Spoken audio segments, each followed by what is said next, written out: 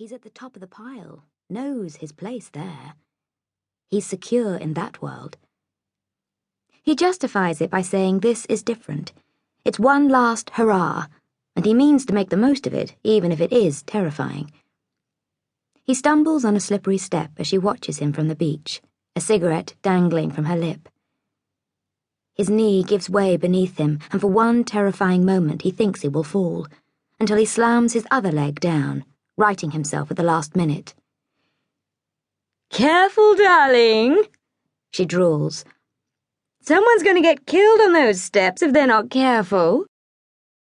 Shaken, he reaches the bottom, and she comes towards him, handing him a cigarette, laughing. "So clumsy," she says, and he hates her in that moment. Hates how sophisticated and smooth she is. So heedless of what she's doing, how wrong it is. He takes the cigarette, but does not light it.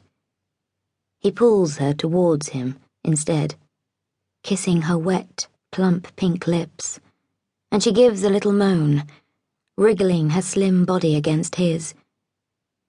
He can feel himself getting hard already, and her fingers move down his body, and he pushes her against the rock, and they kiss again.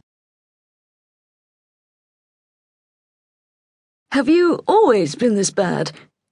he asks her afterwards, as they are smoking their cigarettes. The heat of the sun is drying the sweat on their bodies.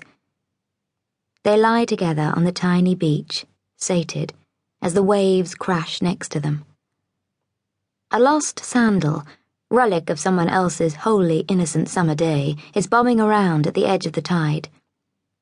The cigarette is thick and rancid in his mouth. Now it's over, as ever, he is feeling sick. She turns to him. "I'm not bad." He thinks she is.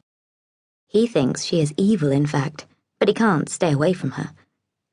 She smiles slowly, and he says, without knowing why he needs to say it, "Look, it's been lots of fun, but I think it's best if..." He trails off. "Break it off." Her face darkens for a second. "You pompous ass!" She laughs sharply.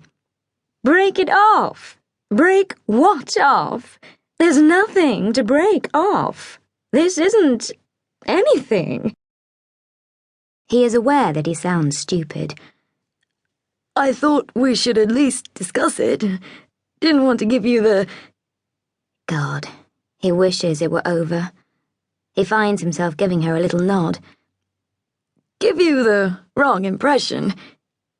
"Oh, that's very kind of you." She stubs the cigarette into the wet sand and stands up, pulling the towel off the ground and around her again. He can't tell if she's angry or relieved or what. This is all beyond him, and it strikes him again that he's glad it will be over, and that soon he can go back to being himself again. Boring, ordinary, out of all this, normal. "It's been..." he begins.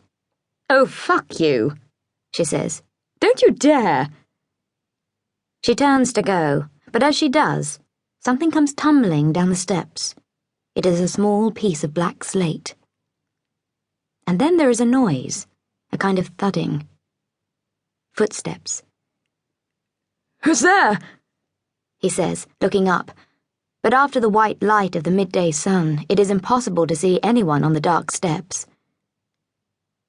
In the long years afterwards, when he never spoke about this summer, what happened, he would ask himself, because there was no one else he could ask.